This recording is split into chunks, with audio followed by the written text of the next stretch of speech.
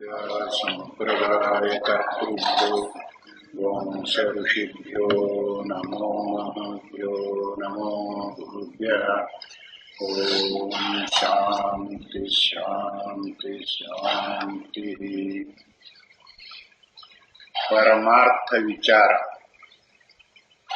ಇದು ಪೂರ್ಣವು, ಅದು ಪೂರ್ಣವು, ಪೂರ್ಣದಿಂದ ಪೂರ್ಣವು ಎದ್ದುಕೊಂಡಿರುತ್ತದೆ. ಪೂರ್ಣದ ಪೂರ್ಣವನ್ನು ತೆಗೆದುಕೊಂಡರೆ ಪೂರ್ಣವೇ ಉಳಿದುಕೊಳ್ಳುತ್ತದೆ. ಬೃಹದಾರಣ್ಯಕೋಪನಿಷತ್ತಿನಲ್ಲಿ ಕೆಲಕಾಂಡ ಅಂತ ಕೊನೆಯಲ್ಲಿ ಒಂದು ಕಾಂಡವು ಇದೆ, ಅದರಲ್ಲಿ ಹೇಳಿರುವ ಮಂತ್ರ ಇದು. ಇದರ ಅಭಿಪ್ರಾಯವನ್ನೇ ಇನ್ನು ಮುಂದೆ ವಿಷದ ಮಾಡ್ತಾ ಇದ್ದಾರೆ. ಈವರೆಗೂ ಯಾವ ವಿಷಯವನ್ನು ಹೇಳುತ್ತಿದೆ ಇದರಲ್ಲಿ ಅಂತ ಹೇಳಿಕೊಂಡು ಬಂದ್ರು. ಈಗ ಪರಮಾರ್ಥದ ವಿಚಾರ ಮಾಡ್ತಾ ಇದ್ದಾರೆ. ಸರಿಯಾಗಿ ವಿಚಾರ ಮಾಡುವ ರೀತಿಯನ್ನು ತಿಳಿಸಿಕೊಡುತ್ತಾರೆ. ಅವಸ್ಥಾತ್ರಯ ದೃಷ್ಟಿ, ಮೂರು ಅವಸ್ಥೆಗಳನ್ನು ಯಾವುದರಿಂದ ನೋಡಬೇಕು ಅನ್ನುವುದನ್ನು ಹೇಳ್ತಾ ಇದ್ದಾರೆ. ವೇದಾಂತಿಗಳು ಅವಸ್ಥೆಗಳನ್ನು ಪ್ರಮಾಣ ದೃಷ್ಟಿಯಿಂದ ನೋಡುವುದಿಲ್ಲ. ಬೇರೆ ಬೇರೆ ಶಾಸ್ತ್ರಕಾರರಾಗಲಿ ವ್ಯವಹಾರದವರಾಗಲಿ ಪ್ರಮಾಣಗಳನ್ನು ಇಟ್ಟುಕೊಂಡು ನೋಡುವ ಪದ್ಧತಿ ಬಂದಿದೆ. ಪ್ರಮಾಣ ಅಂದರೆ ಪ್ರತ್ಯಕ್ಷ ಪ್ರಮಾಣ, ಅನುಮಾನ ಪ್ರಮಾಣ, ಉಪಮಾನ ಪ್ರಮಾಣ, ಅರ್ಥಾಪತ್ತಿ ಪ್ರಮಾಣ, ಶಬ್ದ ಪ್ರಮಾಣ, ಅನುಪಲಬ್ಧಿ ಪ್ರಮಾಣ ಅಂತ ಹೀಗೆ 6 ಪ್ರಮಾಣಗಳನ್ನು ಶಾಸ್ತ್ರಕಾರರು ತಮಗೆ ಬೇಕಾದಂತೆ ಹೇಳಿಕೊಂಡಿದ್ದಾರೆ. ಆ ಪ್ರಮಾಣಗಳ ದೃಷ್ಟಿಯಿಂದ ಈ ಅವಸ್ಥೆಗಳನ್ನು ನೋಡುವುದಿಲ್ಲ ವೇದಾಂತಿಗಳು ಅಂತ ಹೇಳುತ್ತಾರೆ. ಹಾಗಾದರೆ ಅದನ್ನು ಯಾವುದರಿಂದ ನೋಡುತ್ತಾರೆಯೋ ಅದನ್ನು ತಿಳಿಸಿಕೊಡುತ್ತಾರೆ. ಪರಮಾರ್ಥವನ್ನು ಕಂಡುಹಿಡಿಯುವುದಕ್ಕೆ ಮಾಡಿರುವ ಪ್ರಯತ್ನಗಳಲ್ಲೆಲ್ಲ ಉಪನಿಷತ್ತುಗಳ ಆಧಾರದ ಮೇಲೆ ಹುಟ್ಟಿರುವ ವೇದಾಂತ ದರ್ಶನವು ತನ್ನದೇ ಆದ ಒಂದು ಎಲ್ಲಕ್ಕೂ ಹೆಚ್ಚಿನ ಸ್ಥಾನವನ್ನು ಸಂಪಾದಿಸಿಕೊಂಡಿರುವುದೆಂದು, ಈ ಅಗ್ರಸ್ಥಾನಕ್ಕೆ ಆ ದರ್ಶನವು ಅನುಸರಿಸಿರುವ ಪೂರ್ಣ ದೃಷ್ಟಿಯೇ ಕಾರಣವೆಂದು ಹಿಂದಿನ ಪ್ರಕಾಶದಲ್ಲಿ ನಾವು ತಿಳಿಸಿರುತ್ತೇವೆ. ಪರಮಾರ್ಥ ತತ್ವವನ್ನು ಇರುವಂತೆ ತಿಳಿಯಬೇಕಾದರೆ ಪೂರ್ಣ ದೃಷ್ಟಿಯಿಂದ ನೋಡಬೇಕು. ಉಳಿದವರು ನೋಡುವಾಗ ಪೂರ್ಣ ದೃಷ್ಟಿಯನ್ನು ಉಪಯೋಗಿಸುವುದಿಲ್ಲ. ಅಂದರೆ ಸಾರ್ವತ್ರಿಕವಾದ ಅನುಭವವನ್ನು, ಅದಕ್ಕೆ ಅನುಕೂಲವಾದ ಯುಕ್ತಿಯನ್ನು ಯಾರು ಉಪಯೋಗಿಸುತ್ತಾರೆಯೋ ಅವರ ದೃಷ್ಟಿ ಪೂರ್ಣ ಅಂತ ಹೇಳಿಕೊಂಡು ಬಂದಿದ್ದಾರೆ. ಇಲ್ಲಿ ಪೂರ್ಣ ದೃಷ್ಟಿ ಅಂತ ಹೇಳುವಾಗ ಇವನು ಈ ಪೂರ್ಣ ದೃಷ್ಟಿಯನ್ನು ಇಟ್ಟುಕೊಂಡು ವಿಚಾರ ಮಾಡಿದರೆ ಅದರಲ್ಲಿ ಯಾವ ದೋಷವೂ ಇರುವುದಿಲ್ಲ ಅನ್ನೋದು ಗೊತ್ತಾಗುತ್ತಿದೆ. ಆದ್ದರಿಂದಲೇ ಈ ಪೂರ್ಣ ದೃಷ್ಟಿಯಿಂದಲೇ ವಿಚಾರ ಮಾಡಬೇಕು ಅಂತ ಹಿಂದೆ ಹೇಳಿಕೊಂಡು ಬಂದಿದೆ. ಅದನ್ನು ಈ ಅವಸ್ಥಾತ್ರೆಯ ದೃಷ್ಟಿ ಒಂದೇ ಪೂರ್ಣ ರೂಪವಾಗಿದೆ ಅಂತ ತಿಳಿಸುತ್ತಾರೆ.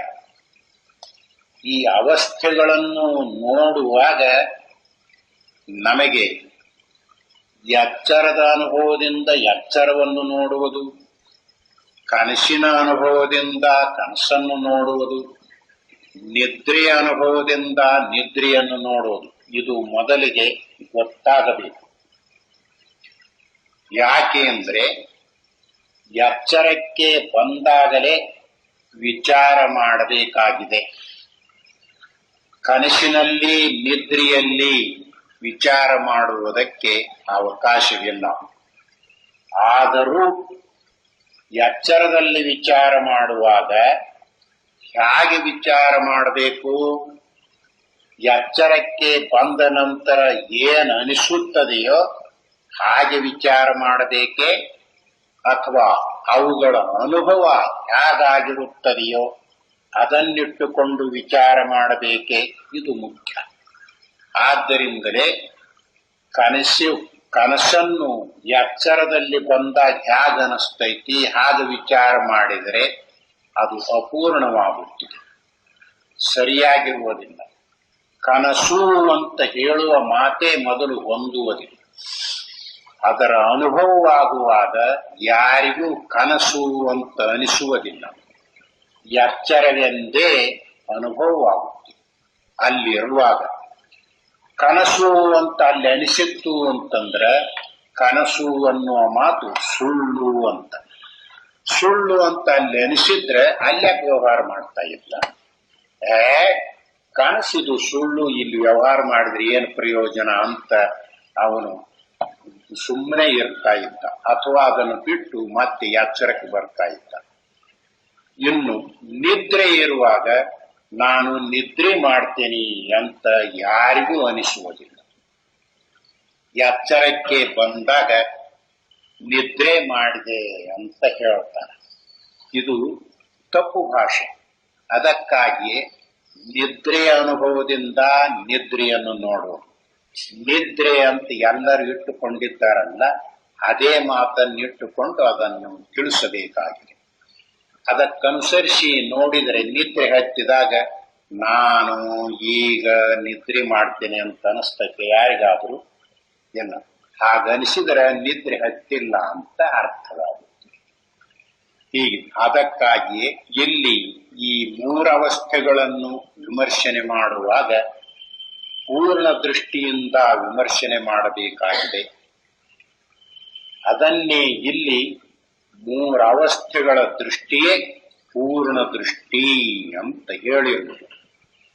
ಇದೇ ಅವಸ್ಥೆಗಳನ್ನಿಟ್ಟುಕೊಂಡು ವಿಚಾರ ಮಾಡ್ತಾ ಇದ್ದಾರಲ್ಲ, ಎಚ್ಚರಕ್ಕೆ ಬಂದ ನಂತರ ಹೇಗೆ ಅನಿಸುತ್ತದೆ ಹಾಗೆ ವಿಚಾರ ಮಾಡಿದರೆ ಅದು ಅಪೂರ್ಣವಾಗುತ್ತಿದೆ, ಪೂರ್ಣವಾಗುವುದಿಲ್ಲ. ಇದನ್ನು ಮಾತ್ರ ನೆನಪಿನಲ್ಲಿ ಇಟ್ಟಿರಬೇಕು. ಅದಕ್ಕಾಗಿಯೇ ಈಗ ಈ ವಿಷಯವನ್ನು ತೋರಿಸ್ತಾರೆ. ಅವಸ್ಥಾತ್ರಯ ದೃಷ್ಟಿ ಒಂದೇ ಪೂರ್ಣ ದೃಷ್ಟಿಯಾಗಿರುವುದರಿಂದ ಈ ದೃಷ್ಟಿಯಿಂದ ಮಾಡಿದ ಸಿದ್ಧಾಂತವೇ ಅನುಭವಕ್ಕೂ ಯುಕ್ತಿಗೂ ಹೊಂದಿಕೆಯಾಗಿರುವುದೆಂದು, ಮಿಕ್ಕ ದರ್ಶನಗಳ ದೃಷ್ಟಿಯು ಅಪೂರ್ಣವಾಗಿರುವುದರಿಂದಲೇ ಅವು ನೆಲೆಗೆ ನಿಂತಿಲ್ಲವೆಂದು ಹೇಳಿರುತ್ತೇವೆ. ಉಳಿದವುಗಳು ಯಾಕೆ ಪೂರ್ಣ ಅಂತ ಹೇಳಿಸಿಕೊಳ್ಳುವುದಿಲ್ಲ ಅಂದ್ರೆ, ಅವ್ರಿಗೆ ಎಚ್ಚರಕ್ಕೆ ಬಂದ ನಂತರ ಹೇಗೆ ಅನಿಸ್ತೈತ್ ನೋಡ ಹಾಗಿಟ್ಟುಕೊಂಡು ವಿಚಾರ ಮಾಡಿದ್ದಾರೆ. ಇವರು ಹಾಗಿಲ್ಲ, ಆಯಾ ಅವಸ್ಥೆಯ ಅನುಭವವನ್ನಿಟ್ಟುಕೊಂಡು ವಿಚಾರ ಮಾಡ್ತಾ ಇದ್ದಾರೆ. ಆದ್ದರಿಂದಲೇ ಇವರು ಪೂರ್ಣ ದೃಷ್ಟಿ. ಹೀಗೆ ವಿಮರ್ಶನೆ ಮಾಡುವಾಗ ಅನುಭವ ಮತ್ತು ಯುಕ್ತಿ ಇವುಗಳಿಗೆ ಒಂದುಗಡೆಯಾಗಿ ಸಿದ್ಧಾಂತವು ತೇಲ್ತಾ ಇದೆ. ಹಾಗಿಲ್ಲದೆ ಇದ್ರೆ ಇರುವಂತೆ ಅನುಭವ ಹೊಂದಿಕೊಳ್ಳುವುದಿಲ್ಲ. ಯಾಕೆ ಅಂದ್ರೆ ಇವನು ಎಚ್ಚರಕ್ಕೆ ಬಂದಾಗ ನಾನೊಂದು ಕನಸು ಕಂಡೆ, ನಾನು ನಿದ್ರೆ ಮಾಡಿದೆ ಅಂತ ಹೀಗೆ ಹೇಳುವುದರಿಂದ ಏನೇನು ದೋಷ ಬರ್ತೈತಿ ಎನ್ನುವುದನ್ನು ಮುಂದೆ ತೋರಿಸ್ತಾ ಇದ್ದಾರೆ ವಿಸ್ತಾರವಾಗಿ. ಇವನು ಎಚ್ಚತ್ತ ನಂತರ ಏನ್ ಹೇಳ್ತಾನಂದ್ರೆ ನಿದ್ರೆ ವಿಷಯವನ್ನು ನಾನು ಇಷ್ಟು ಹೊತ್ತು ಏನೊಂದನ್ನರಿಯದೆ ಸುಖವಾಗಿ ಮಲಗಿದ್ದೆ ಅಂತ ಮಾರುದ್ದ ಹೇಳ್ತಾನೆ. ನಿದ್ರೆ ಅನುಭವದಲ್ಲಿ ನಾನು ಅಂತ ಅನಿಸುತ್ತಿದೆಯೇ, ಕಾಲವು ಗೋಚರವಾಗುತ್ತಿದೆಯೇ, ಏನೊಂದನ್ನರಿಯಲಿಲ್ಲ ಅಂತ ಅನಿಸುತ್ತಿದೆಯೇ, ಸುಖ ಅನುಭವಿಸಕತ್ತೇನಿ ಅಂತ ಅನಿಸ್ತತೆ ನಿದ್ರೆ ಹತ್ತಿದಾಗ. ಮತ್ತೆ ಈ ಎಚ್ಚರಕ್ಕೆ ಬಂದ ನಂತರ ಇವನ್ನೆಲ್ಲ ಹೇಳ್ತಾನೆ ಅಂತ ಬಳಿಕ ಅದು ಹೇಗೆ ಸರಿ? ಆದ್ದರಿಂದಲೇ ಹೀಗೆ ವಿಚಾರ ಮಾಡಿದರೆ ಸಿದ್ಧಾಂತ ಇರುವಂತೆ ಗೊತ್ತಾಗುವುದಿಲ್ಲ. ಆದ್ದರಿಂದಲೇ ಪೂರ್ಣ ದೃಷ್ಟಿಯಾಗಬೇಕಾದ್ರೆ ಆಯಾ ಅವಸ್ಥೆಯ ಅನುಭವಕ್ಕೆ ಅನುಸರಿಸಿ ವಿಚಾರ ಮಾಡಬೇಕು. ಮಿಕ್ಕ ದೃಷ್ಟಿಗಿಂತ ಇದರಲ್ಲಿರುವ ಹೆಚ್ಚುಗಾರಿಕೆ ಏನು? ಇದೇ ಪೂರ್ಣ ದೃಷ್ಟಿ ಎಂದು ಹೇಳುವುದಕ್ಕೆ ಆಧಾರವೇನು? ಈ ದೃಷ್ಟಿಯನ್ನವಲಂಬಿಸಿ ಈ ದರ್ಶನದಲ್ಲಿ ಮಾಡಿರುವ ವಿಚಾರ ಕ್ರಮವು ಯಾವುದು? ಈ ವಿಚಾರದಿಂದ ತೇಲುವ ಮುಖ್ಯವಾದ ತೀರ್ಪುಗಳು ಯಾವುವು ಎಂಬುದನ್ನು ಈ ಪ್ರಕಾಶದಲ್ಲಿ ಸ್ವಲ್ಪ ಮಟ್ಟಿಗೆ ವಿವರಿಸುವುದು. ಇದಕ್ಕ ಪೂರ್ಣ ದೃಷ್ಟಿ ಅಂತ ಯಾಕೆ ಹೇಳಬೇಕು, ಇದರಲ್ಲಿ ಯಾವ ದೋಷವೂ ಯಾಕೆ ಬರುವುದಿಲ್ಲ, ಮತ್ತು ಇದರಿಂದ ಯಾವುದು ಸಿದ್ಧಾಂತವಾಗುತ್ತಿದೆ, ಅದನ್ನೆಲ್ಲ ಮುಂದೆ ಕ್ರಮವಾಗಿ ಹೇಳಿಕೊಂಡು ಹೋಗ್ತಾ ಇದ್ದಾರೆ. ಈಗ ಒಂದೊಂದೇ ವಿಷಯವನ್ನು ತಿಳಿಸುತ್ತಾರೆ. ಮೊಟ್ಟ ಮೊದಲು ಅವಸ್ಥಾತ್ರಯ ದೃಷ್ಟಿಯ ಸ್ವರೂಪವನ್ನು ಕುರಿತು 2 ಮಾತುಗಳನ್ನಾಡುವುದು ಅವಶ್ಯವಾಗಿದೆ. ಅವಸ್ಥಾತ್ರಯ ದೃಷ್ಟಿ ಅಂತ ಇದೆಯಲ್ಲ, ಆ ವಿಷಯವಾಗಿ ಹೇಳ್ತಾ ಇದ್ದಾರೆ. ಭೌತಿಕ ಶಾಸ್ತ್ರದಲ್ಲಿಯೇ ಆಗಲಿ, ನಿತ್ಯ ದರ್ಶನಗಳಲ್ಲಿಯೇ ಆಗಲಿ, ಧರ್ಮ ಜಿಜ್ಞಾಸೆಗಳಲ್ಲಿಯೇ ಆಗಲಿ ಅವಸ್ಥೆಗಳಿಗೆ ಪ್ರಾಮುಖ್ಯವನ್ನು ಕೊಟ್ಟಿರುವುದಿಲ್ಲ, ಪ್ರಮಾಣಗಳಿಗೆ ಹೆಚ್ಚಿನ ಬೆಲೆಯನ್ನು ಕೊಟ್ಟಿರುತ್ತದೆ. ಬೇರೆ ಬೇರೆ ಶಾಸ್ತ್ರಗಳು ಇದ್ದುಕೊಂಡಿವೆಯಲ್ಲ, ಅವು ಪ್ರಮಾಣಗಳಿಗೆ ಹೆಚ್ಚಿನ ಬೆಲೆಯನ್ನು ಕೊಟ್ಟು ನೋಡುತ್ತವೆ. ಪ್ರಮಾಣಗಳು ಅಂದ್ರೆ 5 ಜ್ಞಾನೇಂದ್ರಿಯಗಳು, ಮನಸ್ಸು, ಬುದ್ಧಿ ಇಷ್ಟಿಟ್ಕೊಂಡು ಬಿಟ್ರೆ ಎಲ್ಲ ಪ್ರಮಾಣಗಳು ಇವುಗಳಲ್ಲಿಯೇ ಅಂತರ್ಭಾವವಾಗುತ್ತೆ. ಇವುಗಳನ್ನು ಉಪಯೋಗಿಸಿಯೇ ಅವರವರು ತಮ್ಮ ತಮ್ಮ ವಿಷಯಗಳನ್ನು ತಿಳುಕೊಳ್ಳಬೇಕಾಗಿದೆ. ಇದನ್ನೇ ಪ್ರಮಾಣಗಳು ಅಂತ ಹೇಳಿದೆ. ಇವುಗಳನ್ನಿಟ್ಟುಕೊಂಡು ನೋಡಬಾರದು ಅಂತ ಈಗ ಹೇಳುವುದಕ್ಕೂ ಹೊರತು ಉಳಿದವರು ಧರ್ಮ ಜಿಜ್ಞಾಸೆಯಾಗಲಿ, ಜಿಜ್ಞಾಸೆಗಳು 2 ಇದ್ದುಕೊಂಡಿವೆ. ಒಂದು ಧರ್ಮ ಜಿಜ್ಞಾಸೆ, ಒಂದು ಬ್ರಹ್ಮ ಜಿಜ್ಞಾಸೆ.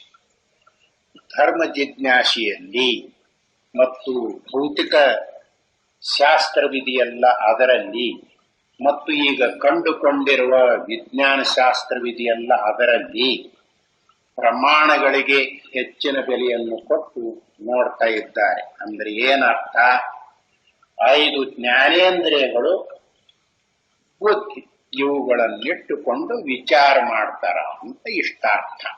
ಅದನ್ನೇ ಪ್ರಮಾಣಗಳನ್ನಿಟ್ಟುಕೊಂಡು ವಿಚಾರ ಮಾಡ್ತಾರ ಅಂತ ಹೇಳಿದ್ರು. ಪ್ರಮಾಣಗಳೆಲ್ಲ ಈ 6 ಇಂದ್ರಿಯಗಳಲ್ಲಿಯೇ ಅಂತರ್ಭಾವ. 5 ಜ್ಞಾನೇಂದ್ರಿಯಗಳು, 1 ಬುದ್ಧಿ. ಭೌತಿಕ ಶಾಸ್ತ್ರಜ್ಞರು, ತತ್ವಚಿಂತಕರು ಇಂದ್ರಿಯಗಳಿಗೆ ಗೋಚರವಾಗುವ ವಿಷಯಗಳನ್ನು ಪರೀಕ್ಷಿಸುವುದರಲ್ಲಿಯೇ ಮಗ್ನರಾಗಿರುತ್ತಾರೆ. ಅವರಿಬ್ಬರೂ ಪ್ರತ್ಯಕ್ಷ ಪ್ರಮಾಣವನ್ನೇ ವಿಮರ್ಶೆಗೆ ವಿಷಯವನ್ನು ಒದಗಿಸುವ ಮುಖ್ಯ ಸಾಧನವೆಂದು ಎಣಿಸುತ್ತಾರೆ. ಇವರು ತಮ್ಮ ತಮ್ಮ ವಿಷಯಗಳನ್ನು ಕಂಡುಹಿಡಿಯುವುದಕ್ಕೆ ಹೊರಟಿದ್ದಾರಲ್ಲ, ಯಾರು ಭೌತಿಕ ಶಾಸ್ತ್ರಜ್ಞರೇ ಆಗಲಿ, ವಿಜ್ಞಾನ ಶಾಸ್ತ್ರದವರೇ ಆಗಲಿ, ಆರೋಗ್ಯ ಶಾಸ್ತ್ರದವರು, ಪ್ರಾಣಿಶಾಸ್ತ್ರದವರು, ಸಸ್ಯಶಾಸ್ತ್ರದವರು, ಖಗೋಳದವರು, ಭೂಗೋಳದವರು, ಯಾರೇ ಇದ್ದರೂ ಅವರು ವಿಚಾರ ಮಾಡುವಾಗ ತಮ್ಮನ್ನೇನಂತ ತಿಳ್ಕೊಂಡಿರ್ತಾರ ಅವ್ರನ್ನ ಕೇಳ್ರಿ. ಏನಂತ ತಿಳ್ಕೊಂಡಿರ್ತಾರ, ಪಾದದಿಂದ ಮಸ್ತಕದ ಪರ್ಯಂತ ಹೀಗಿರುವವನು ನಾನು ಅಂತ ಅವರಿಗೆ ಭಾವನೆ ಇರ್ತದೆ. ಹಾಗಿಟ್ಟುಕೊಂಡೇ ಅವರು ವಿಚಾರ ಮಾಡ್ತಾ ಇರ್ತಾರೆ. ಆದ್ದರಿಂದ ಅವ್ರದ್ದು ಪ್ರತ್ಯಕ್ಷ ಪ್ರಮಾಣವನ್ನಿಟ್ಟುಕೊಂಡು ವಿಚಾರ ಮಾಡುವುದಕ್ಕೆ ಹೊರಟಿರುವವರು ಅಂತ ತೋರಿಸಿರುವುದು. ಅಂದರೆ 5 ಜ್ಞಾನೇಂದ್ರಿಯಗಳು, 1 ಬುದ್ಧಿ. ಹೇಗನಿಸ್ತೈತ್ ನೋಡಿ ಅವುಗಳಿಗೆ ಆ ರೂಪದಲ್ಲಿಟ್ಟುಕೊಂಡು ವಿಚಾರ ಮಾಡುತ್ತಾರೆ. ಈಗ ಉಳಿದ ಲೌಕಿಕರಿದ್ದಾರಲ್ಲ, ತಮ್ಮನ್ನು ಏನಂತ ತಿಳ್ಕೊಂಡಿದ್ದಾರೆ, ಏನಂತ ತಿಳ್ಕೊಂಡಿರ್ತಾರೆ, ನಾವು ಮನುಷ್ಯರು ಅಂತ ತಿಳ್ಕೊಂಡು, ಪಾದದಿಂದ ಮಸ್ತಕದ ಪರ್ಯಂತ ಇರುವ ಈ ರೂಪವೇ ನಾವು ಅಂತ ಅವರಿಗೆ ಅನಿಸಿರುತ್ತೆ. ಅವರಿಗೆ ಸ್ವಾಭಾವಿಕವಾಗಿ ನಾನು ಕರಗದೀನಿ, ಕೆಂಪದೀನಿ, ನಾನು ಗಂಡಾಗಿದ್ದೀನಿ, ನಾನು ಹೆಣ್ಣಾಗಿದ್ದೀನಿ, ನಾನು ಹುಡುಗನಾಗಿದ್ದೀನಿ, ವಯಸ್ಸಿನವನಾಗಿದ್ದೀನಿ, ಮುದಕನಾಗಿಯೇ ಅದೇನಿ ಅಂತ ಈ ಭಾವನೆ ಇರುತ್ತೆ. ಹೀಗಿಟ್ಟುಕೊಂಡೇ ಅವರು ವ್ಯವಹಾರವನ್ನು ಮಾಡ್ತಾ ಇರ್ತಾರೆ. ಹೀಗಿಟ್ಟುಕೊಂಡು ವ್ಯವಹಾರ ಮಾಡುವಾಗ ಅವರಿಗೆ ಏನ್ ಅನಿಸಿರ್ತತಿ, ಶರೀರ ನಾನು ಅಂತ ಅನಿಸಿರ್ತತಿ, ಇನ್ನೇನ್ ಅನಿಸ್ತದೆ. ಹೀಗಿಟ್ಟುಕೊಂಡು ಅವರು ವಿಚಾರ ಮಾಡ್ತಾ ಇದ್ದಾರೆ. ಆದ್ದರಿಂದ ಅವರು ಪ್ರತ್ಯಕ್ಷ ಪ್ರಮಾಣವನ್ನೇ ವಿಮರ್ಶೆಗೆ ವಿಷಯವನ್ನು ಒದಗಿಸುವ ಮುಖ್ಯ ಸಾಧನವೆಂದು ಎಣಿಸುತ್ತಾರೆ. ಎಷ್ಟೆಷ್ಟು ಸೂಕ್ಷ್ಮವಾದ ಯಂತ್ರಗಳನ್ನು ಏರ್ಪಡಿಸಿಕೊಂಡಿದ್ದರೂ ಅವುಗಳೆಲ್ಲವೂ ಪ್ರತ್ಯಕ್ಷವೆಂಬ ಕಾರಣಕ್ಕೆ ಉಪಕರಣಗಳೇ ಆಗಿರುತ್ತಿವೆಯಾದ್ದರಿಂದ ಭೌತಿಕ ಶಾಸ್ತ್ರದಲ್ಲಿ ಪ್ರತ್ಯಕ್ಷವೇ ಮೂಲ ಸಾಧನವಾಗಿರುತ್ತದೆ ಎಂದು ಎಣಿಸಿದರೆ ತಪ್ಪಾಗುವುದಿಲ್ಲ. ಈಗ ವಿಚಾರ ಮಾಡುವಾಗ ಅವರು ಏನು ಉಪಯೋಗಿಸ್ತಾ ಇದ್ದಾರೆ? ಪ್ರತ್ಯಕ್ಷ ಪ್ರಮಾಣ ಅಂದರೆ 5 ಜ್ಞಾನೇಂದ್ರಿಯಗಳು. 5 ಜ್ಞಾನೇಂದ್ರಿಯಗಳಿಗೆ ಹಿಂದೆ ಸಹಾಯ ಮಾಡುವ ಬುದ್ಧಿ ಅಥವಾ ಮನಸ್ಸು, ಇವುಗಳನ್ನಿಟ್ಟುಕೊಂಡು ವಿಚಾರ ಮಾಡುತ್ತಾರೆ. ಅವರು ಯಂತ್ರೋಪಕರಣಗಳನ್ನು ಇಟ್ಟುಕೊಂಡಿದ್ದಾರಲ್ಲ, ಸೂಕ್ಷ್ಮದರ್ಶಕ ಯಂತ್ರ ಹೀಗಿದೆ ಅಂತ ಇಟ್ಟುಕೊಂಡಿರುತ್ತಾರಲ್ಲ, ಅವರಿಗೆ ಈ ಜ್ಞಾನೇಂದ್ರಿಯಗಳಿಗೆ ಅವರು ತಯಾರು ಮಾಡಿಕೊಂಡಿರುವುದೆಲ್ಲ ಉಪಕರಣಗಳು. ಯಾಕೆ? ಕಣ್ಣಿಲ್ಲ, ದುರ್ಬಿನ್ ಉಪಯೋಗಿಸ್ರಿ, ಸೂಕ್ಷ್ಮದರ್ಶಕ ಯಂತ್ರ ಉಪಯೋಗಿಸ್ರಿ. ಕಣ್ಣಿರ್ಬೇಕಲ್ಲ. ಕಣ್ಣು ಇಲ್ಲದನ ಈಗ ನಾವು ಮೊಸರು ತಿಂತಾ ಇದ್ದೇವಲ್ಲ, ಹಾಗೆ ಕಣ್ಣಿನಿಂದ ನೋಡಿದರೆ ಹುಳಗಳು ತೋರುವುದಿಲ್ಲ. ಸೂಕ್ಷ್ಮದರ್ಶಕ ಯಂತ್ರವನ್ನು ಕಣ್ಣಿಗೆ ಉಪಯೋಗಿಸಿ ನೋಡಿದರೆ ಅದು ಹುಳದ ಗಡ್ಡೆ ಅಂತ ಗೊತ್ತಾಗುತ್ತದೆ. ಅಥವಾ ನಾವು ಕುಡಿಯುವ ನೀರಿದೆಯಲ್ಲ ಸ್ವಚ್ಛವಾಗಿದೆ ಅಂತ ಅನಿಸ್ತೈತೆ ಹಾಗೆ ಕಣ್ಣಿನಿಂದ ನೋಡಿದರೆ. ಸೂಕ್ಷ್ಮದರ್ಶಕ ಯಂತ್ರವನ್ನು ಉಪಯೋಗಿಸಿದರೆ ಹುಳಗಳಿವೆ ಅಂತ ಗೊತ್ತಾಗುತ್ತದೆ. ಆದ್ದರಿಂದಲೇ ಫಿಲ್ಟರ್ ಮಾಡಿ ಕುಡಿಯಬೇಕು ಅಥವಾ ಬಟ್ಟೆ ಹಾಕಿ ಕುಡಿಯಬೇಕು ಅಂತ ಈಗ ಬಂದಿದೆ. ಯಾವುದಿದ್ರು ಅದನ್ನು ಉಪಯೋಗಿಸಿ ನೋಡ್ಬೇಕಾದ್ರೆ ಕಣ್ಣಿರ್ಬೇಕೋ ಇಲ್ವ? ಆದ್ದರಿಂದ ಕಣ್ಣು ಮುಖ್ಯ. ಅದು ಇದಕ್ಕೆ ಉಪಕರಣ. ಇದರಂತೆ ಎಲ್ಲವನ್ನು ತಿಳಿಯಬೇಕು. ಕಿವಿ, ಈಗ ಕಿವಿಯಲ್ಲಿ ಮಿಷನ್ ಬಂದಿದೆ. ಸರಿಯಾಗಿ ಕೇಳಬೇಕಾದ್ರೆ ಆ ಮಿಷನ್ ಇಟ್ಕೊಂಡ್ರೆ ಜಾಸ್ತಿ ಕೇಳಿಸ್ತೈತಿ. ಜಾಸ್ತಿ ಕೇಳಿಸ್ಬೇಕಾದ್ರೆ ಕಿವಿಯಲ್ಲಿರುವ ಯಾವುದಾದ್ರೂ ಒಂದು ನಾಡಿ ಜೀವಂತ ಇರಬೇಕು. ಪೂರ್ಣವಾಗಿ ಆ ನಾಡಿ ಸತ್ ಹೋಗೈತಿ, ಅವರಿಗೆ ಯಂತ್ರ ಇಟ್ಟುಕೊಂಡ್ರೆ ಕೇಳಿಸ್ತೈತ? ಆದ್ದರಿಂದ ಅದು ಉಪಕರಣವಾಗಿ ಈ ಪ್ರತಿಯೊಂದನ್ನು ತಿಳಿಯಬೇಕು. ಈ ರೂಪದಲ್ಲಿ ಉಪಯೋಗಿಸಿಕೊಳ್ಳುತ್ತಾರಲ್ಲ, ಇದು ಎಲ್ಲ ಪ್ರತ್ಯಕ್ಷ ಪ್ರಮಾಣಗಳಿಗೆ ಇವೆಲ್ಲ ಉಪಕರಣಗಳು. ಭೌತಿಕ ಶಾಸ್ತ್ರಜ್ಞರಿದ್ದಾರಲ್ಲ, ಹೀಗೆ ಪ್ರತ್ಯಕ್ಷ ಪ್ರಮಾಣವನ್ನೇ ಮುಂದು ಮಾಡಿಕೊಂಡು ಅವರು ವ್ಯವಹಾರವನ್ನು ಮಾಡ್ತಾ ಇದ್ದಾರೆ. ಭೌತಿಕ ಶಾಸ್ತ್ರಜ್ಞರೇ ಆಗಲಿ, ತತ್ವಶಾಸ್ತ್ರಜ್ಞರೇ ಆಗಲಿ, ಇಂದ್ರಿಯಗಳಿಗೂ ಮನಸ್ಸಿಗೂ ಗೋಚರವಾಗುವ ವಿಷಯಗಳನ್ನು ಬಿಟ್ಟು ಬೇರೆ ಏನನ್ನೂ ವಿಮರ್ಶೆಗೆ ತೆಗೆದುಕೊಂಡಿರುವುದಿಲ್ಲ.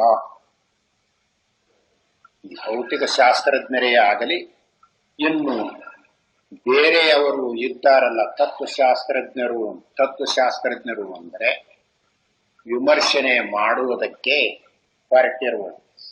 ಅವರು ಇಂದ್ರಿಯಗಳನ್ನು ಮನಸ್ಸನ್ನು ಇಟ್ಟುಕೊಂಡು ವಿಚಾರ ಮಾಡ್ತಾ ಇದ್ದಾರೆ. ಹಾಗೆ ವಿಚಾರ ಮಾಡುವಾಗ ಅವರಿಗೆ ಏನು ಗೋಚರವಾಗುತ್ತದೆಯೋ ಅದು ಸರಿ ಅಂತ ಹೀಗಿಟ್ಟುಕೊಂಡಿರುತ್ತಾರೆ. ಇದು ಪ್ರತ್ಯಕ್ಷ ಪ್ರಮಾಣವನ್ನು ಇಟ್ಟುಕೊಂಡು ವಿಮರ್ಶನೆ ಮಾಡುವುದರಲ್ಲಿ ಇವರು ತಮ್ಮ ಜಾಣತನವನ್ನೆಲ್ಲ ತೋರಿಸಿದ್ದಾರೆ. ಇಂಥ ವಿಷಯವನ್ನು ಕಂಡುಹಿಡಿದಿದ್ದೇವೆ, ಇಂಥ ವಿಷಯವನ್ನು ಕಂಡುಹಿಡಿದಿದ್ದೇವೆ ಅಂತ ಹೇಳ್ತಾ ಇದ್ದಾರಲ್ಲ, ಯಾವ ವಿಷಯವನ್ನೇ ಕಂಡುಹಿಡಿಯಲಿ 5 ಜ್ಞಾನೇಂದ್ರಿಯಗಳು ಮನಸ್ಸು ಇವುಗಳನ್ನಿಟ್ಟುಕೊಂಡು ಅವರು ತಿಳ್ಕೊಂಡಿರುತ್ತಾರೆ.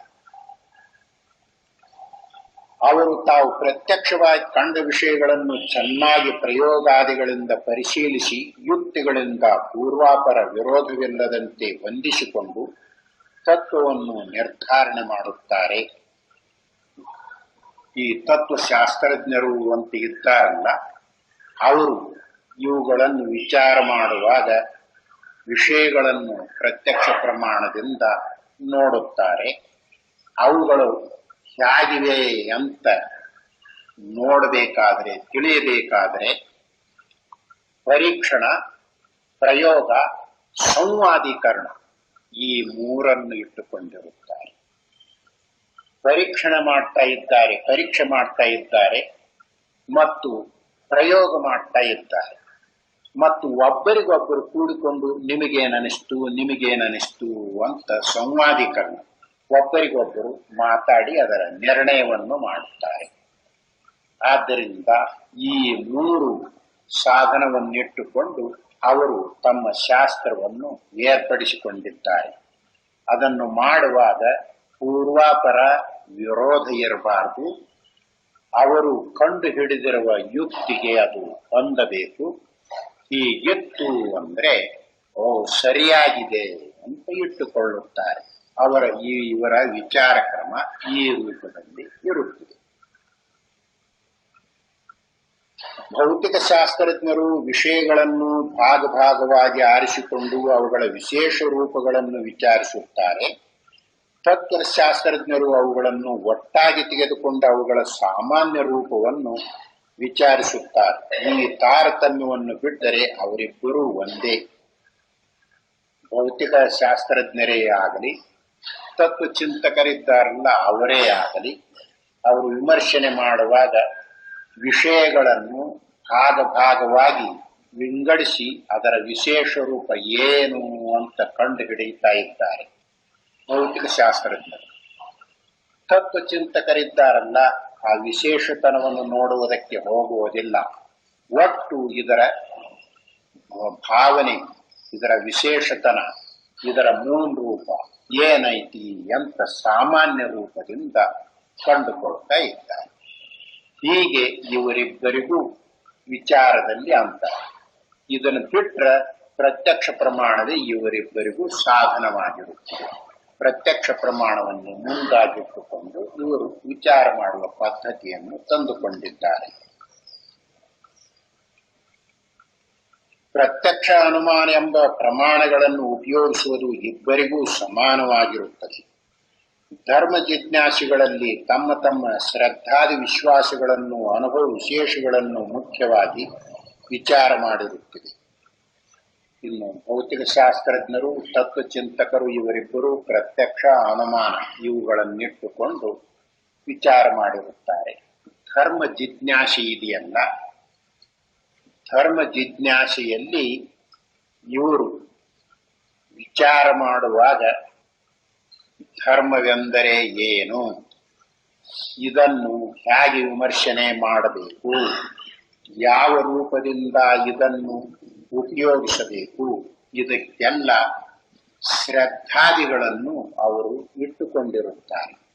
ಅಂದರೆ ಶಾಸ್ತ್ರವು ಹೇಳುತ್ತಿದೆಯಲ್ಲ, ಅದರಲ್ಲಿ ಶ್ರದ್ಧೆಯು ಇತ್ತು ಅಂದರೆ ಇಂಥ ಕರ್ಮವನ್ನು ಮಾಡುವುದರಿಂದ ಈ ರೂಪವು ತಯಾರಾಗುತ್ತಿದೆ, ಇಂಥ ಧರ್ಮವು ಬರುತ್ತಿದೆ, ಇದು ಅಧರ್ಮವಾಗುತ್ತಿದೆ ಅಂತ ಹೀಗೆ ಹೇಳುವಾಗ ಶಾಸ್ತ್ರ ಹೇಳುತ್ತಿದೆಯಲ್ಲ, ಅದನ್ನು ಉಪಯೋಗಿಸಿಕೊಂಡು ಶ್ರದ್ಧೆಯನ್ನು ತಂದುಕೊಂಡು ಅವುಗಳ ಮೂಲಕವಾಗಿ ವಿಚಾರ ಮಾಡ್ತಾ ಇದ್ದಾರೆ. ಇದು ಧರ್ಮ ಜಿಜ್ಞಾಸೆಯ ರೂಪ.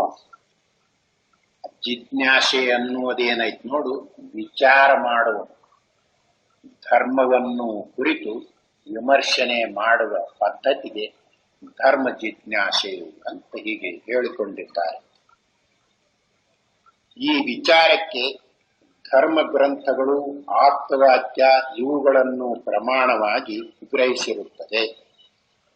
ಹೀಗೆ ಧರ್ಮ ಜಿಜ್ಞಾಸೆಯನ್ನು ಮಾಡುವ ಪ್ರಸಂಗದಲ್ಲಿ ಧರ್ಮ ಗ್ರಂಥಗಳು ಅಂತ ಇದ್ದುಕೊಂಡಿವೆಯಲ್ಲ, ಅವುಗಳನ್ನು ಉಪಯೋಗಿಸಿಕೊಂಡಿರುತ್ತಾರೆ. ಮತ್ತು ದೊಡ್ಡವರು ಹೇಳಿದ ವಾಕ್ಯವನ್ನು ಅವರು ಇಟ್ಟುಕೊಳ್ಳುತ್ತಾರೆ. ಹೀಗಿಟ್ಟುಕೊಂಡು ವಿಮರ್ಶನೆ ಮಾಡ್ತಾ ಇದ್ದಾರೆ. ಇದು ಪ್ರತ್ಯಕ್ಷ, ಅನುಮಾನ, ಶಬ್ದ ಈ ಮೂರು ಪ್ರಮಾಣಗಳನ್ನು ಅವರು ಉಪಯೋಗಿಸುತ್ತಾರೆ. ಯಾರು ಧರ್ಮ ಜಿಜ್ಞಾಸೆಯನ್ನು ಮಾಡುವರು. ಪ್ರತ್ಯಕ್ಷ ಪ್ರಮಾಣವೂ ಬೇಕು, ಅನುಮಾನ ಪ್ರಮಾಣವೂ ಬೇಕು, ಶಬ್ದ ಪ್ರಮಾಣವೂ ಬೇಕು. ಯಾಕಂದ್ರೆ ಆಪ್ತರಾಗಿರುತ್ತಾರಲ್ಲ, ದೊಡ್ಡವರಿರುತ್ತಾರಲ್ಲ, ಅವರು ಹೇಳಿದ ವಾಕ್ಯದಲ್ಲಿ ಶ್ರದ್ಧೆಯನ್ನು ಇಟ್ಟು ಮಾಡಬೇಕಾಗುತ್ತದೆ. ಈಗಲೇ ಅದರ ಫಲವು ಕಂಡುಬರುವುದಿಲ್ಲ. ಧರ್ಮ ಜಿಜ್ಞಾಸೆ ಇದೆಯಲ್ಲ, ಅದಕ್ಕೆ ಬರುವ ಫಲ ಈಗಲೇ ಕಂಡುಬರುವುದಿಲ್ಲ, ಪ್ರತ್ಯಕ್ಷವಾಗಿರುವುದಿಲ್ಲ. ಸ್ವಲ್ಪದರ ಮಟ್ಟಿಗೆ ಇರುತ್ತಿದೆ, ಪೂರ್ಣ ಫಲ ಕಾಲಾಂತರದಲ್ಲಿ, ದೇಶಾಂತರದಲ್ಲಿ ಬರುತ್ತಿದೆ. ಆದ್ದರಿಂದಲೇ ಆಪ್ತವಾಕ್ಯವನ್ನು ಪ್ರತ್ಯಕ್ಷ ಪ್ರಮಾಣ, ಅನುಮಾನ ಪ್ರಮಾಣ ಇವುಗಳನ್ನು ಇಟ್ಟುಕೊಂಡು ವಿಚಾರ ಮಾಡ್ತಾ ಇದ್ದಾರೆ. ಜ್ಯೋತಿಷ್ಠೋಮಯಾಗವನ್ನು ಮಾಡುವುದರಿಂದ ಸ್ವರ್ಗಲೋಕವು ಪ್ರಾಪ್ತವಾಗುತ್ತಿದೆ, ಅಥವಾ ಇಂತಿಂಥ ಕರ್ಮವನ್ನು ಮಾಡುವುದರಿಂದ ಅವರಿಗೆ ಮುಂದೆ ಇಂಥ ಲೋಕವು ಸಿಗುತ್ತಿದೆ, ಅಥವಾ ಇಂಥ ಫಲ ಬರುತ್ತಿದೆ ಅಂತ ಹೇಳಿರುತ್ತೆ. ಈಗಲೇ ಬರುವುದಿಲ್ಲ, ಈಗ ಕಾಣಿಸುವುದಿಲ್ಲ. ಅದರ ಮುಖ್ಯವಾದ ಫಲ ಅದೃಷ್ಟವಾಗಿದೆ, ಅಂದರೆ ಈಗ ಕಾಣಿಸುವುದಿಲ್ಲ, ಮುಂದೆ ಬರ್ತದೆ. ಪ್ರತ್ಯಕ್ಷ ಫಲವು ಇರುತ್ತಿದೆ, ಸ್ವಲ್ಪ ಇರ್ತದೆ. ಹೇಗೆ ಅಂದ್ರೆ, ತೆಂಗಿನ ಗಿಡವನ್ನು ಹಾಕಿದ್ದಾನೆ, ಅದು ಸರಿಯಾಗಿ ಅಂಕುರ ಒಡೆದು ಗಿಡವಾಗುತ್ತಿದೆ, ಆದರೆ ಫಲ ಈಗಲೇ ಇಲ್ಲ. ಆದರೂ ಅದು ಸರಿಯಾಗಿ ದಪ್ಪವಾಗಿ ಬರುತ್ತಿದೆಯಲ್ಲ, ಮುಂದೆ ಇದು ಚೆನ್ನಾಗಿ ಫಲ ಕೊಡ್ತೈತಿ ಅಂತ ಹೀಗೆ ಊಹಾ ಮಾಡುವುದಕ್ಕೆ ಬರುತ್ತಿದೆ. ಮತ್ತು ಪ್ರತ್ಯಕ್ಷವಾಗಿ ಅದು ತನ್ನ ರೆಕ್ಕೆ ಇರುತ್ತಿದೆಯಲ್ಲ, ಆ ರೆಕ್ಕೆಯು ಉರಿಯುವುದಕ್ಕೆ ನೆರಳು ಕೊಡುತ್ತಿದೆಯಲ್ಲ, ಅದು ಈಗ ಪ್ರತ್ಯಕ್ಷವಾಗಿ. ಅದರ ಪೂರ್ಣ ಫಲವಿದೆಯಲ್ಲ, 8 ವರ್ಷದ ಮೇಲೆ 10 ವರ್ಷದ ಮೇಲೆ ಕಾಯಿ ಕೊಡ್ತೈತಿ, ಅದು ಅದಕ್ಕೆ ಫಲ. ಅದರಂತೆ ಇಲ್ಲಿ ಧರ್ಮ ಜಿಜ್ಞಾಸೆಯಲ್ಲಿ ಈ ಕ್ರಮವನ್ನಿಟ್ಟುಕೊಂಡು ಬಲ್ಲವರು ಹೇಳಿದಂತೆ, ಶಾಸ್ತ್ರವು ಹೇಳಿದಂತೆ ಮಾಡಿದರೆ ಅವನಿಗೆ ಇಂಥ ಲೋಕವು ಪ್ರಾಪ್ತವಾಗಬಹುದು, ಅಥವಾ ಇಂಥ ಫಲವು ಬರಬಹುದು ಅಂತ ತೋರಿಸಿರ್ತದೆ.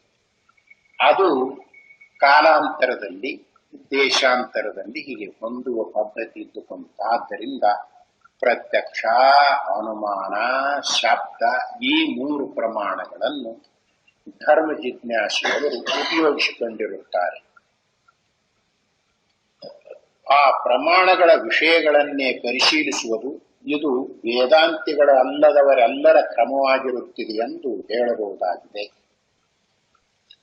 ಈಗ ಅವಸ್ಥಾತ್ರಯವನ್ನು ಇಟ್ಟುಕೊಂಡು ಪರಮಾರ್ಥ ತತ್ವವನ್ನು ತಿಳಿಸುವುದಕ್ಕೆ ಹೊರಟಿದ್ದಾರಲ್ಲ, ಇವರನ್ನು ಬಿಟ್ಟು ಉಳಿದವರೆಲ್ಲ ಈ ಪ್ರಮಾಣಗಳನ್ನಿಟ್ಟುಕೊಂಡು ವಿಚಾರ ಮಾಡ್ತಾ ಇದ್ದಾರೆ.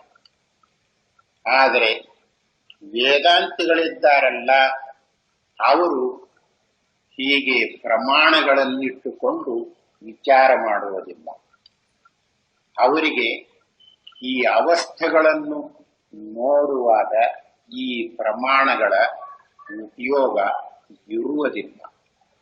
ಆದ್ದರಿಂದಲೇ ಈ 6 ಪ್ರಮಾಣಗಳಿವೆಯಲ್ಲ, ಇವುಗಳನ್ನು ಉಪಯೋಗಿಸಿ ಅವಸ್ಥೆಗಳನ್ನು ವಿಚಾರ ಮಾಡುವುದಕ್ಕೆ ಸಾಕಾಗುವುದಿಲ್ಲ. ಆದ್ದರಿಂದಲೇ ಈಗ ಇವರು ಹೇಳುವ ಕ್ರಮವಿದೆಯಲ್ಲ, ಇದು ಬೇರೆಯಾಗಿದೆ.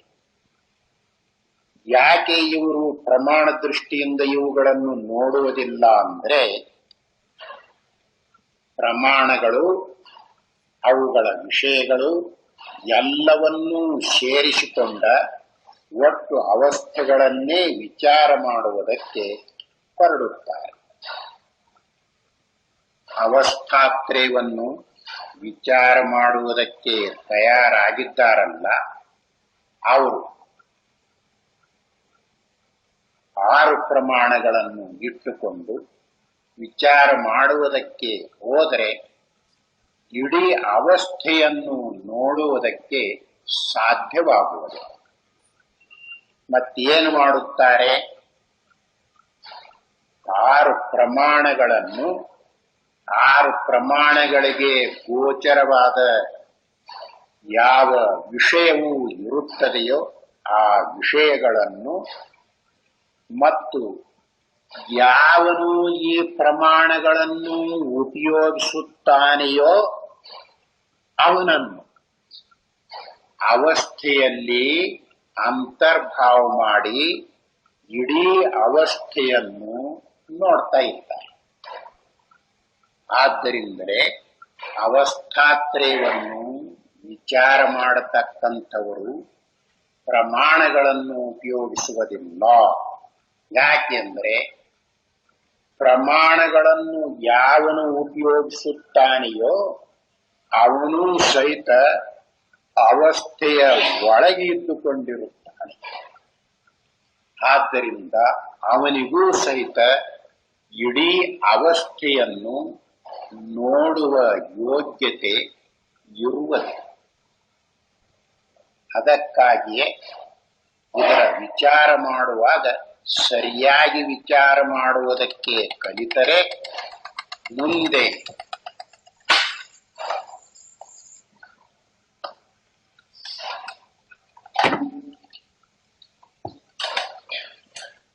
ತತ್ವವು ನಮ್ಮ ಆತ್ಮಸ್ವರೂಪವಾದ ಬ್ರಹ್ಮವು ಅಥವಾ ಪರಮಾರ್ಥವು ಹೇಗಿದೆಯೋ ಹಾಗೆ ಗೊತ್ತಾಗುತ್ತಿದೆ. ಪರಮಾತ್ಮನು ಅಂತ ಹೇಳುತ್ತೇವಲ್ಲ, ಪರಮಾತ್ಮನು ಅಂತ ಹೇಳುವಾಗ ಎಲ್ಲರೂ ಒಂದೇ ರೂಪವಾಗಿಟ್ಟುಕೊಂಡಿಲ್ಲ. ಅದಕ್ಕನ ನ್ಯಾಯ ಬಂದೈತಿ. ಮತ್ತ ಮೋಕ್ಷ ಅಂತ ಹೇಳ್ತಾರಲ್ಲ, ಅದು ಒಂದೇ ರೂಪವಾಗಿಲ್ಲ, ಬೇರೆ ಬೇರೆಯಾಗಿ ಹೇಳ್ತಾ ಇದ್ದಾರೆ. ಆದ್ದರಿಂದಲೇ ಇದರ ಕ್ರಮವನ್ನು ಮೊದಲಿಗೆ ತಿಳಿದುಕೊಂಡರೆ ವಿಚಾರದ ರೀತಿ ಸರಿಯಾಗಿ ಇದ್ರೆ ತತ್ವ ಇರುವ ಪರಮಾತ್ಮ ಅಂತ ಹೇಳಿ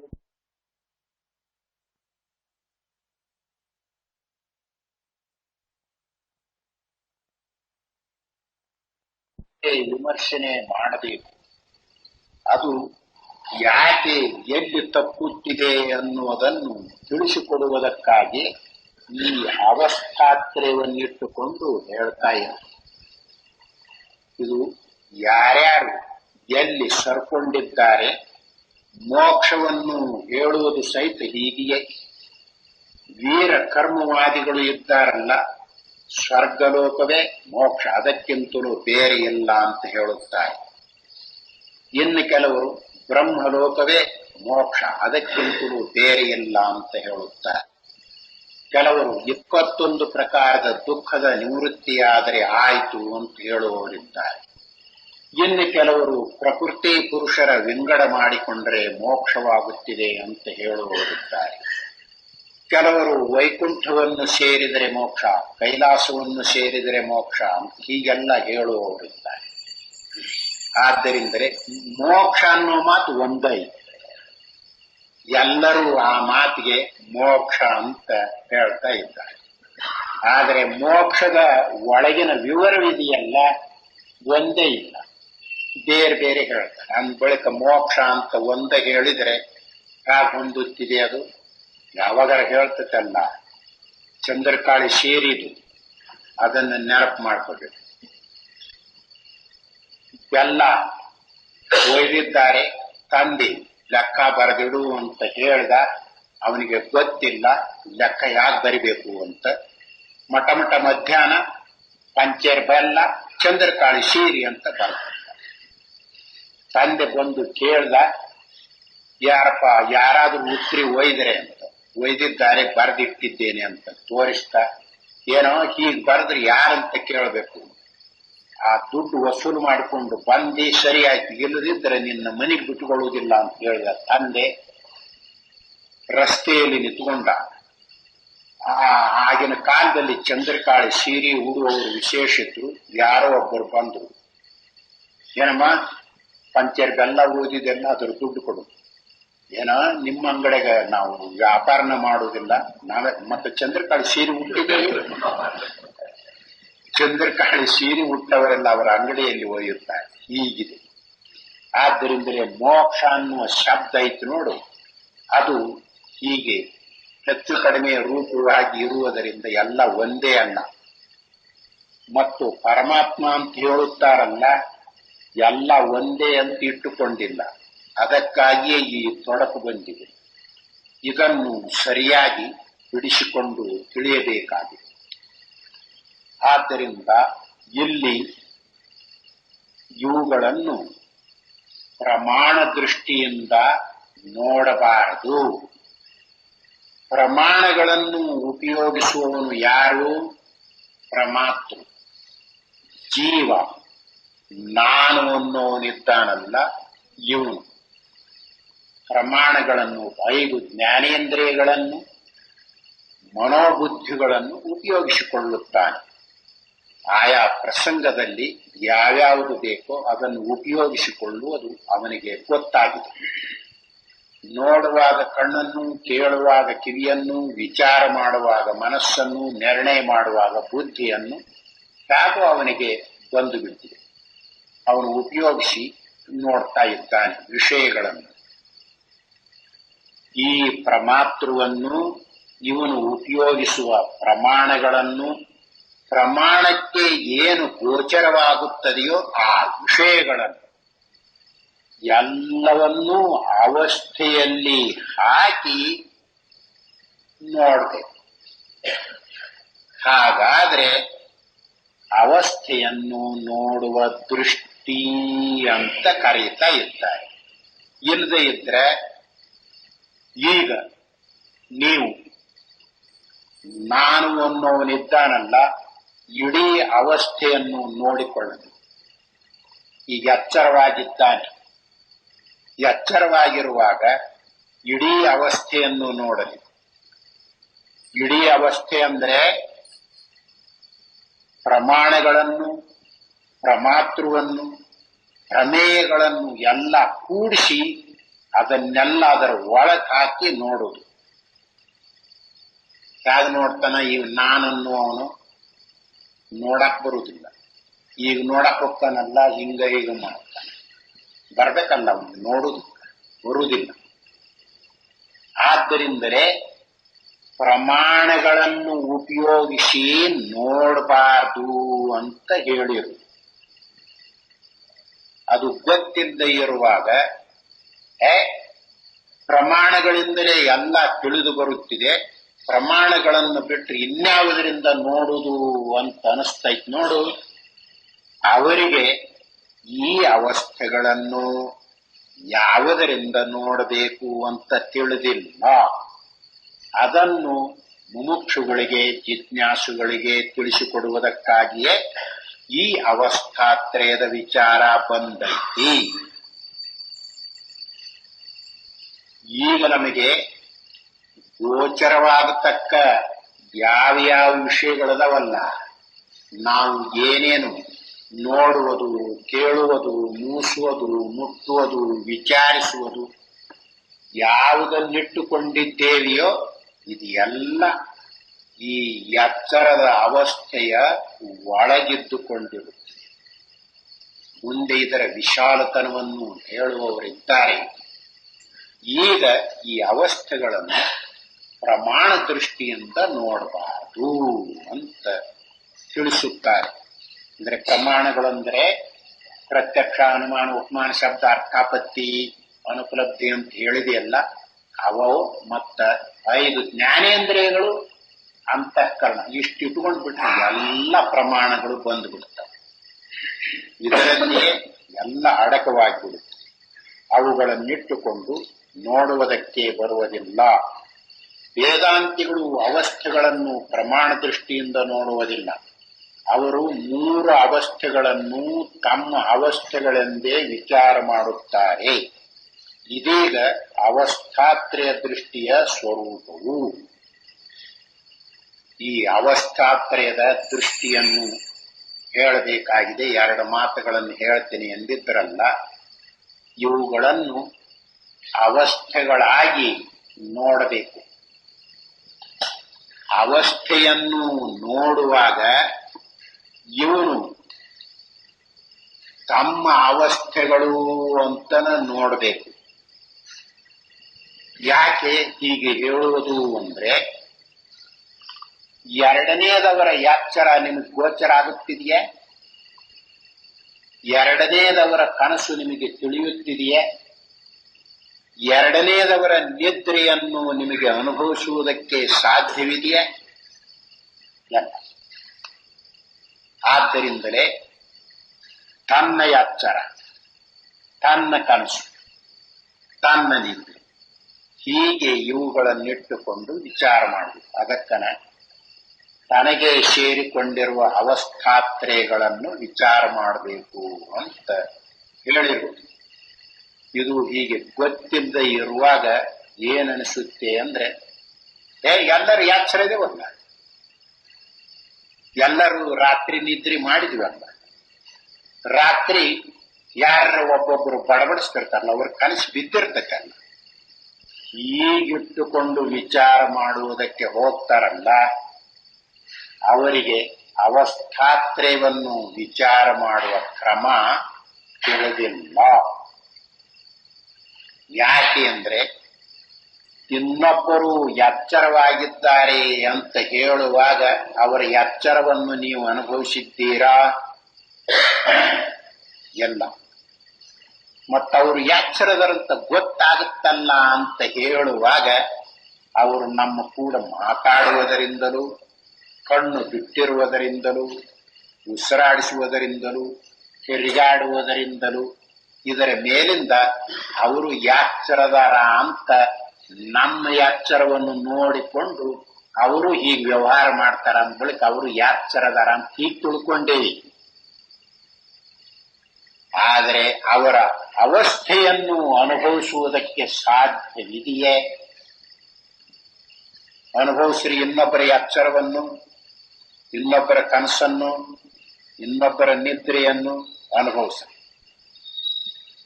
ಬರ್ಬೇಕಲ್ಲ, ಬರುವುದಿಲ್ಲ. ಆದ್ದರಿಂದಲೇ ನಮ್ಮ ಎಚ್ಚರದ ಅವಸ್ಥೆಯಲ್ಲಿ ಎರಡನೇದವರ ಎಚ್ಚರ, ಎರಡನೇದವರ ಕನಸು, ಎರಡನೇದವರ ನಿದ್ರೆ ಅಂತರ್ಭಾವವಾಗುತ್ತದೆ. ಇದನ್ನು ಮುಂದೆ ಅವಸ್ಥೆ ವಿಶಾಲತನ ಅಂತ ಹೇಳುವವರಿದ್ದಾರೆ. ಪರಮಾರ್ಥ ವಿಚಾರದ ಪ್ರಸಂಗದಲ್ಲೇ ಮುಂದೆ ಬರ್ತೈತಿ. ಈಗ ಸದ್ಯಕ್ಕೆ ಈ ಅವಸ್ಥೆಗಳನ್ನು ಪ್ರಮಾಣ ದೃಷ್ಟಿಯಿಂದ ನೋಡಬಾರದು. ಯಾಕೆಂದ್ರೆ ಇಡೀ ಅವಸ್ಥೆ ಇವುಗಳಿಗೆ ಗೊತ್ತಾಗುವುದಿಲ್ಲ.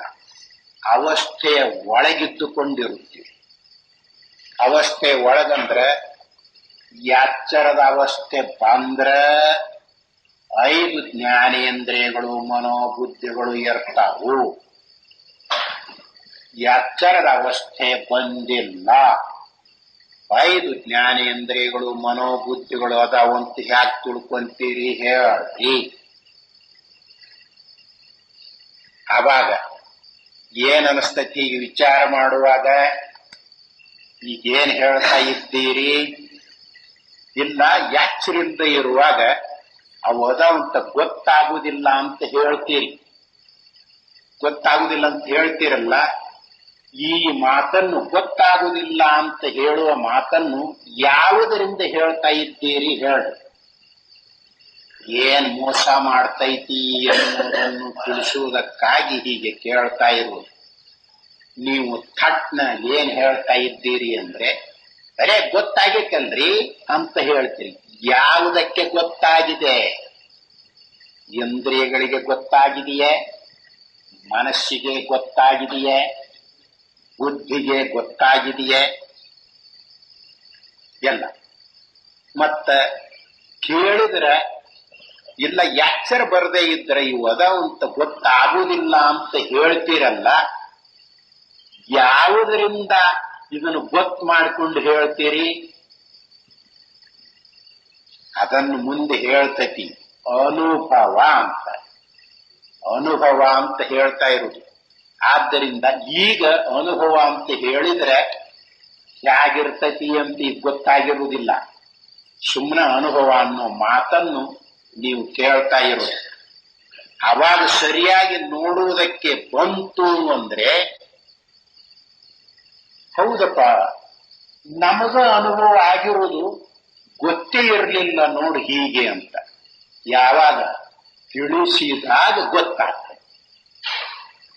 ಅದಕ್ಕಾಗಿಯೇ ಶಾಸ್ತ್ರ ಬಲ್ಲವರ ಸಹಾಯ ಯಾಕೆ ಬೇಕಾಗೈತಿ ಅಂದ್ರೆ ಅದನ್ನು ನೆನಪು ಕೊಡ್ತಾರೆ. ಹೊಸ್ತಾಗಿ ಕೊಡುವುದಿಲ್ಲ, ನೆನಪಿನಲ್ಲಿರ್ಲಿ. ಹೊಸ್ತಾಗಿ ಕೊಡ್ತಾರ. ಇದನ್ನ ಯಾರು ಬೇಕಾದ್ರೂ ಹೇಳ್ತಾ ಇದ್ದಾರೆ. ಆದ್ರೆ ಇದಕ್ಕ ಅನುಭವ ಅನ್ನಬೇಕು ಅನ್ನೋದು ಮಾತ್ರ ಗೊತ್ತಿರುವುದಿಲ್ಲ. ಈಗ ಯಾರೇ ಇರ್ಲಿ, ನಿನಗ ಎಚ್ಚರದ ಅವಸ್ಥೆ ಇಲ್ಲದಿರುವಾಗ ನಾನು ಇಂಥ ಮನೆ ಹುಡುಗ ಅಂತ ಅನಿಸ್ತೈತೇನೋ ಅಂತ ಕೇಳ್ರಿ. ಯಾಚರಿಂದಾಗ ಹಂಗ ಅನಿಸ್ತೈತ್ರಿ ಅಂತ ಹಾಗೆ ಹೇಳ್ತಾನಲ್ಲ. ಮತ್ತೆ ಯಾವುದರಿಂದ ಗೊತ್ತಾಗೈತಪ್ಪ ಅಂತ ಕೇಳ್ರಿ. ಗೊತ್ತಾಗೈತಲ್ರಿ ಅಂತಾನ. ಯಾವುದರಿಂದ ಗೊತ್ತಾಗೈತಿ? ಇಂದ್ರಿಯಗಳಿಂದ ಗೊತ್ತಾಗಿದೆಯೇ? ಮನಸ್ಸಿನಿಂದ ಗೊತ್ತಾಗಿದೆಯೇ? ಬುದ್ಧಿಯಿಂದ ಗೊತ್ತಾಗಿದೆಯೇ? ನಾನು ಅನ್ನೋವನಿಂದ ಗೊತ್ತಾಗಿದೆಯೇ?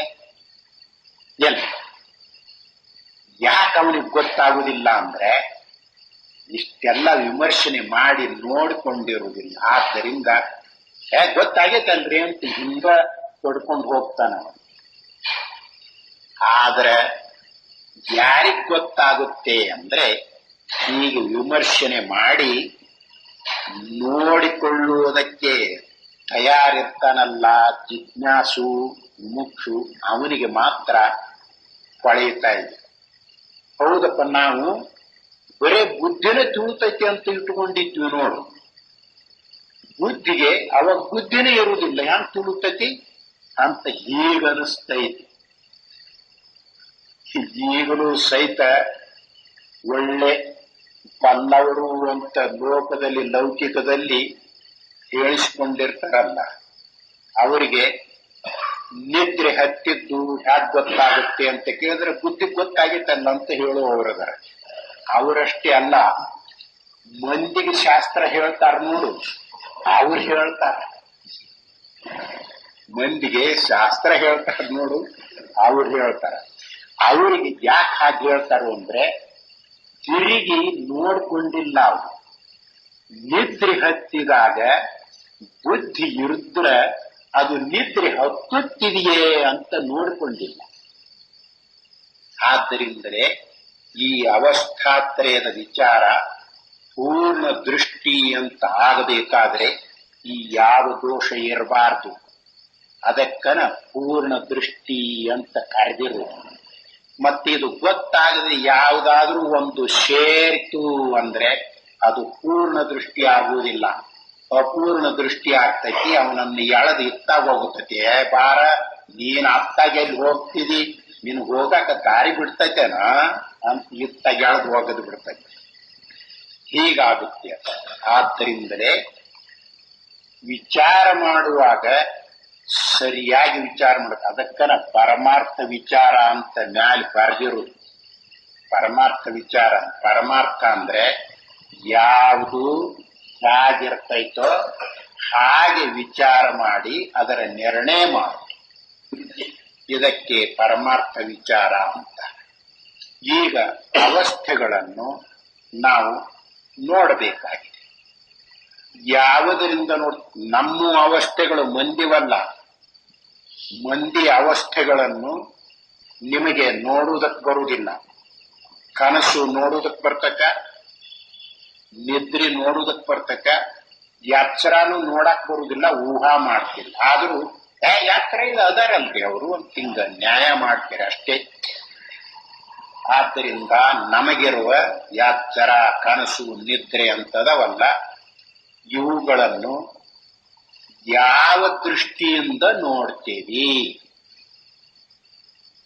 ಕಣ್ಣಿನಿಂದ ನೋಡ್ತೇವೋ, ಕಿವಿಯಿಂದ ಕೇಳ್ತೇವೋ, ಮೂಗಿನಿಂದ ಮೂಸ್ತೇವೋ, ನಾಲಿಗೆಯಿಂದ ರುಚಿಸ್ತೇವೋ, ಮನಸ್ಸಿನಿಂದ ನೋಡ್ತೇವೋ, ಬುದ್ಧಿಯಿಂದ ನೋಡ್ತೇವೋ, ಯಾವುದರಿಂದ ನೋಡ್ತೀವಿ?